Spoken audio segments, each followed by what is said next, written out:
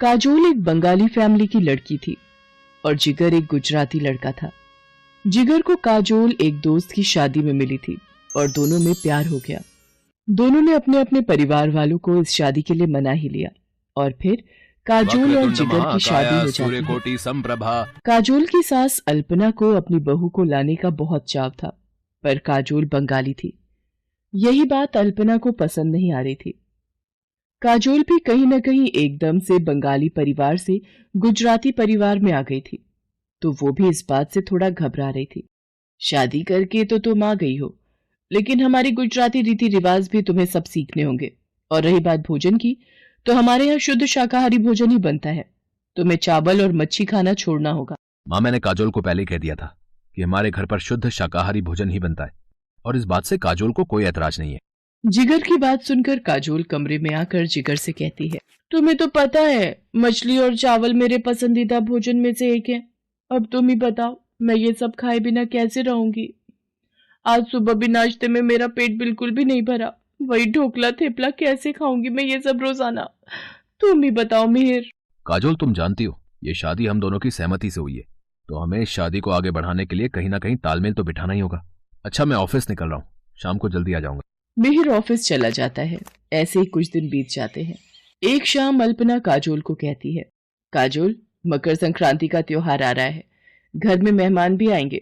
इस बार मकर संक्रांति की सारी तैयारी तुम्हें ही करनी है, और हाँ, खिचड़ी का प्रसाद भी तैयार करना है। अब ये सब कैसे करूंगी?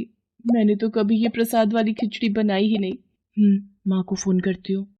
अरे तू चिंता क्यों कर रही है काजोल, मेरी सहेली सेजल भी गुजराती है, उससे पूछकर मैं तुझे सब बता दूंगी।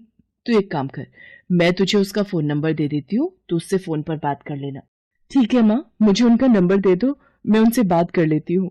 काजोल जितना हो सकता था वो अपनी मम्मी की फ्रेंड सेजल से फोन पर पूछ लेती है, पर करना तो काजोल को खुद से था। काजोल, मेहमान आने शुरू हो गए हैं, खिचड़ी बनने में अभी कितनी देर है? माँ जी, मैं बस बना ही रही हूँ, जल्दी से तैयार करो, तुम्हारे पास आधे घंटे का समय है। आधे घंटे में खिचड़ी बनकर तैयार हो जानी चाहिए। अल्पना रसोई से बाहर चली जाती है। अल्पना बहन जी, और काजोल बहू नजर नहीं आ रही जी? वो आप सबके लिए खिचड़ी का प्रसाद तैयार कर रही है। अल्पना बहन, तुमने अपनी बहू को बंगाली से गुजराती बना ही दिया। अब क्या करूं, अपने गुजराती रीति रिवाज तो सिखाने ही पड़ेंगे। आप लोग बैठिए, मैं जरा अभी आती हूँ। वो आ गई आपकी बहू। माँ जी, ये खिचड़ी का प्रसाद। खिचड़ी तो बड़ी स्वादिष्ट बनाई है काजोल बहू। हाँ, ये तो सच है, प्रसाद बहुत बढ़िया बनाया है, बिल्कुल गुजराती तरीके से। यूट्यूब पर सही दिखाया था।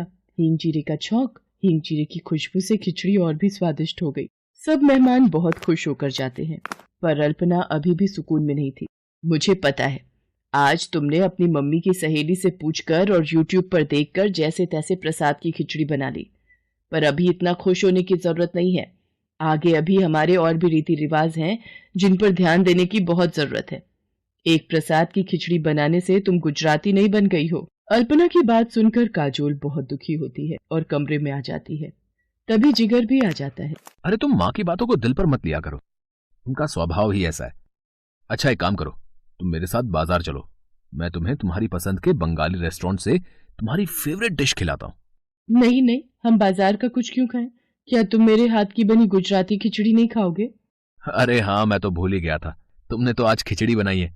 जल्दी से गरम गरम खिचड़ी लेकर आओ, और ऊपर से थोड़ा देसी घी भी डाल देना। अल्पना और काजोल का रिश्ता इसी तरह से चल रहा था। अल्पना के मन में काजोल के लिए खट्टी मीठी तकरार का सिलसिला अभी भी कायम था। ऐसे ही एक दोपहर अल्पना धूप में अचार और पापड़ सुखा रही थी। तभी उसकी पड़ोसन मनोरमा घबराई हुई आ जाती है। अरे अल्पना बहन, वो मैंने तुम्हें बताया था ना, मेरी बेटी प्रख्या जिस लड़के से प्यार करती है, अरे उसी के ऑफिस का वो लड़का, उसके घर रिश्ते की बात चल रही थी। वो लोग शाम को शगुन लेकर आ रहे हैं। तो ये तो बहुत अच्छी बात है मनोरमा बहन, पर तुम इतना घबरा क्यों रही हो? घबराने की बात यह है अल्पना बहन कि लड़के वाले बंगाली हैं और हम लोग गुजराती। लड़के ने फोन पर बताया है कि उसके दादा दादी भी साथ में आ रहे हैं और वो लोग बंगाली खाना ही खाते हैं। और लड़के ने कुछ पसंद की चीजें भी बताई हैं जो परिवार के लोगों के लिए बनानी है। कुछ समझ नहीं आ रहा बंगाली खाना कैसे बनाऊंगी, और प्रख्या को भी बंगाली साड़ी ही पहनकर तैयार होना है। अगर आप कहें तो मैं आपकी कुछ मदद करूं आंटी जी? देख नहीं रही हो मनोरमा बहन बड़ी परेशान है, तुम क्या भला मदद करोगी इनकी? अरे हाँ अल्पना बहन, तुम्हारी बहू भी तो बंगाली है। काजोल बहू, फिर तो बंगाली रीति रिवाज बहुत अच्छे ढंग से हो जाएंगे ना, कोई कमी तो नहीं रहेगी। आंटी जी, आप प्रख्या की सगाई की जिम्मेदारी मेरे ऊपर छोड़ दो, मैं सब कुछ संभाल लूंगी। काजोल जो बंगाली साड़ी अपने दहेज में लाई थी वही प्रख्या को पहनाकर तैयार करती है। लड़के वाले प्रख्या को बंगाली तरीके से तैयार देख बहुत खुश होते हैं। तरह तरह के बंगाली व्यंजन जब मनोरमा परोसती है तो सब बहुत वाहवाही करते हैं। मनोरमा लड़के वालों को काजोल और अल्पना से मिलवाती है। प्रख्या की सगाई का फंक्शन बहुत अच्छे से निपट जाता है। लड़के वालों के जाने के बाद मनोरमा काजोल से कहती है, काजोल बहू, आज तुमने सचमुच मेरी बहुत सहायता की है। थैंक यू बेटा। आंटी जी, इसमें थैंक यू की क्या बात है, प्रख्या मेरी बहन जैसी है। अल्पना, तुम्हारी बहू सचमुच गुणों की खान है, तुम्हें अपनी बहू पर गर्व होना चाहिए। काजोल जैसी संस्कारी बहू जिस घर में भी जाती है उस घर को स्वर्ग बना देती है। शायद तुम ठीक कह रही हो मनोरमा, मैं काजोल के रूप में कोहिनूर हीरा पहचान ही नहीं पाई। काजोल, आज तुमने सचमुच मेरा सिर गर्व से ऊंचा कर दिया।